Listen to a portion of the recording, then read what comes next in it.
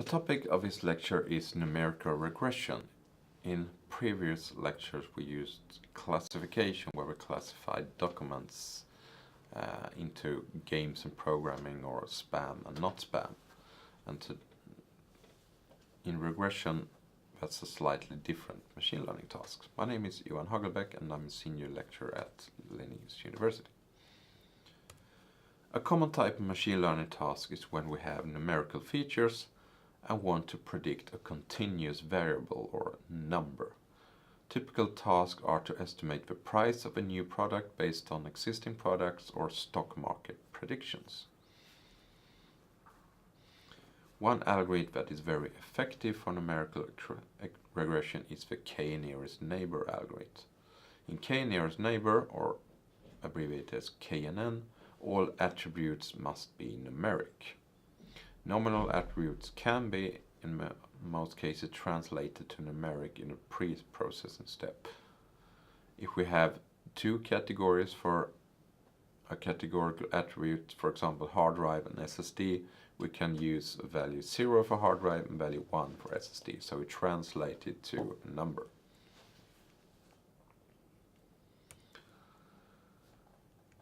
When building a price model, or we want to calculate the price of a new product or estimate the price of a new product, it's important to determine which variables that affect the price. For example, is processor speed a good indicator for laptop price?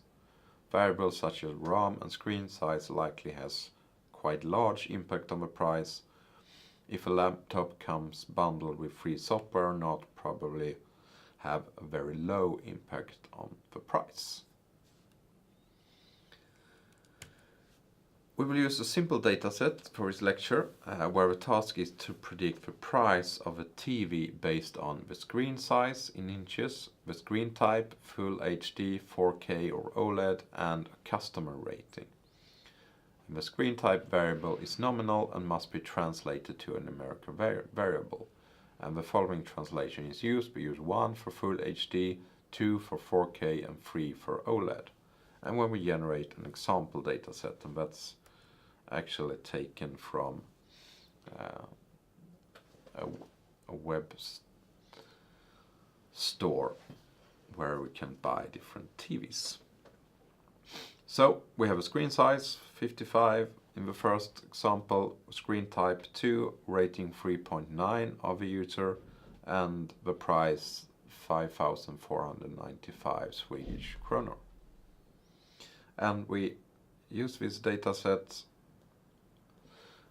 That's the known data we have, the training data for a supervised learning problem. So, what would we do if we would manually guess the price of a new TV? A common approach is to find TVs similar to the one we shall guess the price for, and then take an average of the prices of a similar TV. So we see what will usually cost a similar TV. And now we have a reasonably good guess of the price of a new TV. And this is actually exactly how KNN works, but it's the algorithm does it for us. We doesn't need to do it manually. In KNN, you search for the k most similar examples in the training dataset. A k value between 3 and 5 is quite common, but we can experiment with other k values depending on the dataset. And the predicted price is then the average price for the k nearest examples. Using k of 1 only picks the nearest example, but that is rarely useful since we have some noise in the data, so an average price of the k nearest is often more accurate. Some items are cheaper or more expensive than they should be, and if we use a k of 1, that will be a bit problematic. A k larger than 1 reduces the effect of this since we calculate an average price. So we can plot the example data, so we have the screen size, inches, 58, 55, 50, 49, 47, and we have the customer rating. Here we just skipped the screen type because it's a bit easier to visualize what happens if we only have two attributes. So we have the screen size and the rating attribute, and we plot the examples we have. So if we classify a new example, the green one here, and we use a k of 3, we find the 3 nearest examples. That's the 3 blue dots in the red blob, and the prices of these 3 examples is 5,690, 5,990, and 5,890. And the price for the new and unknown example is the average price of these 3, so we just calculate the sum of these 3 prices, divide by 3, and we see that the price for the new example is estimated to 5,857. To see which of the examples that are closest to our new unseen example, we need to calculate similarity. And in k-nearest neighbor, the most common one is the Euclidean distance, or L2 similarity. And that's used to calculate the distance between the examples. So it's just using Pythagoras' theorem. The distance is the square root of all the attributes divided the attributes, first attribute in example A minus first attribute in example B, and we square it, plus the second attribute in example A minus the second attribute in example B, and we square it, and we continue for all our attributes.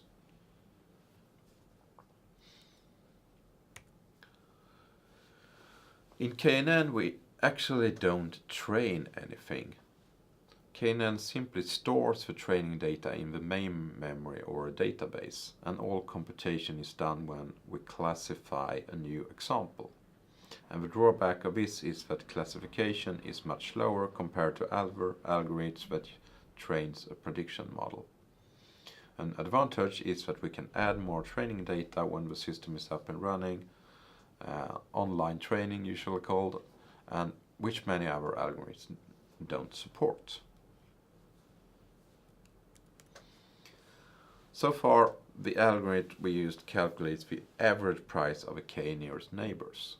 And depending on how the data is distributed, some neighbors can be very far from the example, while others are very close. And to account for this, we can introduce a weight for each neighbor based on the distance. And then we calculate a weighted average of a price. And we look at 2 ways of weighting neighbors. We can use the inverse function, and it returns a value of 1 divided by the distance. The problem here is that very small distances can lead to very high or infinite weights due to how the inverse function works. To get around this, we can add a small number to the distance before inverting it. So the inverse is 1 divided by the distance plus the small number 0.1. So if we look at the graph to the bottom right, we can see that adding this constant, we don't get too close to the 0 value, which leads to infinite weights. The second way is to use the Gaussian function, also known as a bell curve, and the weight is 1 when the distance is 0 and gradually declines as the distance is increased. And the weight will never fall to 0, so we'll never have problems with 0 weights. And the Gaussian function looks like this if we plot it, and it's calculated as e raised to minus distance squared divided by 2 multiplied by a constant factor, the alpha squared. The price for each example is then multiplied by the weight, and using the distance between the training examples and the example we want to classify. And the average price is then divided by the sum of the weight. So we weight all of the nearest neighbors and calculate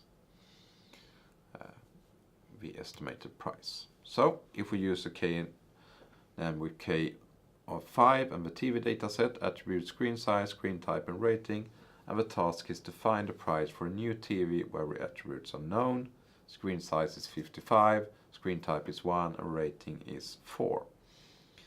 And the result can be shown here. We have an instance to compare with. The 5 nearest neighbors we find are presented here, and we have a distance to the first one is 0.0, and the weight in this case is 1. The distance is 0.3, the weight is 1, and the distance is in the fourth row is 1, and the weight is 0.99. So we use different weights depending on how close the examples are, and then we calculate the actual prices seen here, 8995, 7990, divided by the weights, and then we find an expected price to be 5,694.81 SEK.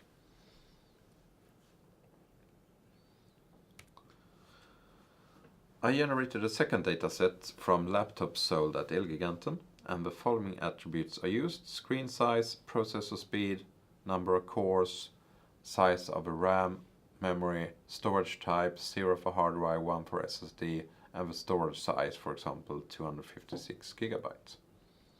And a part of a laptop dataset looks like this. It's a bit larger actually.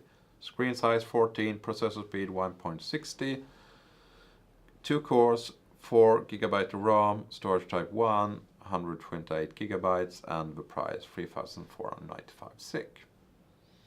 And the task is here to find the price of a new example. Screen size 15.6, 2 cores, processor speed 2, 2 cores, 4 RAM, SSD, and 128 gigabytes. And the result, if we use K of 5, we have the 5 nearest neighbors, and with the different weights. And then we cannot actually see the prices here, but if we calculate the weighted average, the new price would be 5,199.84 Swedish kronor.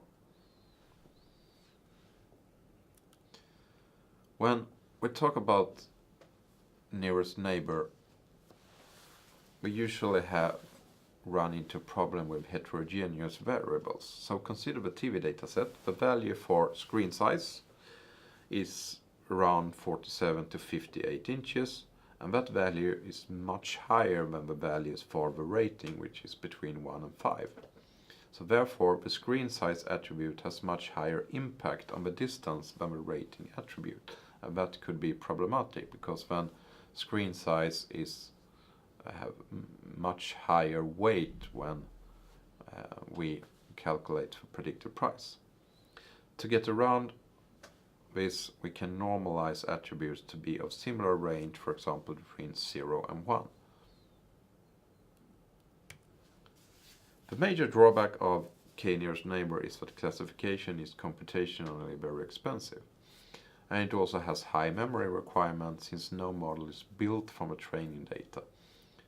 An advantage is that new training examples can be added after the initial training, so it supports online training. It's also easy to interpret how the algorithm makes its decisions. We can just do like we did here. We present the k nearest neighbors with all their attributes and their price and weights, and then we can see why the algorithm made its decision. And KNNs are best used when we have numerical inputs and the slow classification time is not a problem.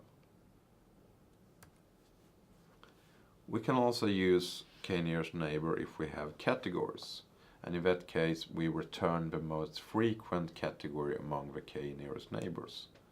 And the attributes, however, must be numeric or translated to numbers, but the class label can be categorical, so we have a classification task instead of a regression task. So that was all about numerical regression. Thanks.